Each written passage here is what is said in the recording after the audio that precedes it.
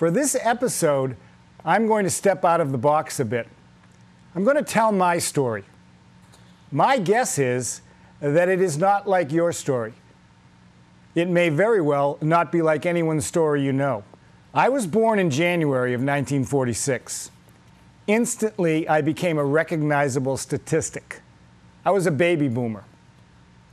I was also to become another statistic, one that was not recognizable at the time of my birth. I was to become a queer, a fag, a homosexual, an outcast to society. Would I rather have lived without this particular brand of experience?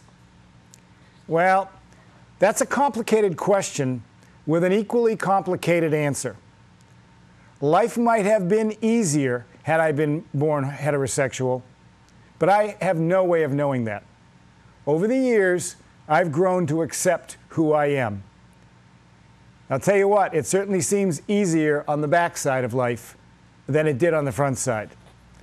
I wish there was a manual on how to survive being gay, but none exists that I know of.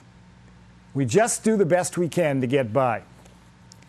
Even as society accommodates the acceptability of same-sex attraction, there lurks an underlying current of bigotry. There still remains, and will continue so, pockets of hatred and intolerance. Maybe one day that will change. It certainly dramatically changed in my lifetime. One thing seems clear to me, however. When it will no longer be necessary to say, "I came out of the closet," then homosexuality may be accepted on a level playing field with heterosexuality. For me, this telling of my story is not my coming out. That actually happened well over 30 years ago. This aspect of my life was something of a cloud over me, a thread like no other that would be woven throughout my life, affecting not only my attitude, but my actions. My story is certainly not your story. It's complicated and diverse. There are twists and turns that could never have been anticipated when I was born, nor as I journeyed through my life's many paths. At 64, looking back with the clarity of hindsight and an understanding of the law of attraction, I am better able to grasp the directions my life has taken over the years. My father died when I was 9 years old. He died of polio. He came home on a Friday night complaining of back pains. His vision was affected over the weekend. On Sunday, he was taken to the hospital, and on Wednesday, he was dead. At 30 years old, my mother found herself with 5 children and no husband. She was a widow.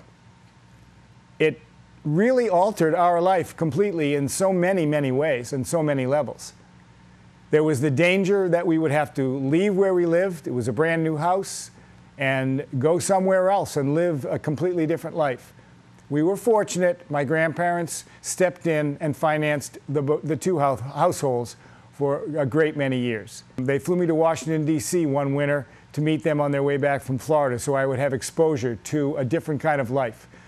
They introduced me to a way of life that probably would not have been possible under so many circumstances. The undercurrent of my feelings, though, the sexuality, was always there. It was always present. It was a fear that hung over me. I was always afraid of someone finding out who I really was. So it was always important for me to disguise that. And I learned to do that. I learned to be very, very conscious of what I did, what I said, how I acted. I built the wall around myself. So from the time that my father died, it was a constant battle through my teen years to make sure the world didn't see me for who I really was. That also meant that I had very few friends. In fact, at some points I felt like I had no friends. I was alone a lot of the time. And it was safer that way because I didn't have to worry quite so much about someone discovering who I was. You know, I look back and I think to myself, what a heck of a way for a kid to grow up, always worrying that someone would discover who he really was, as if there was something wrong with who I really was.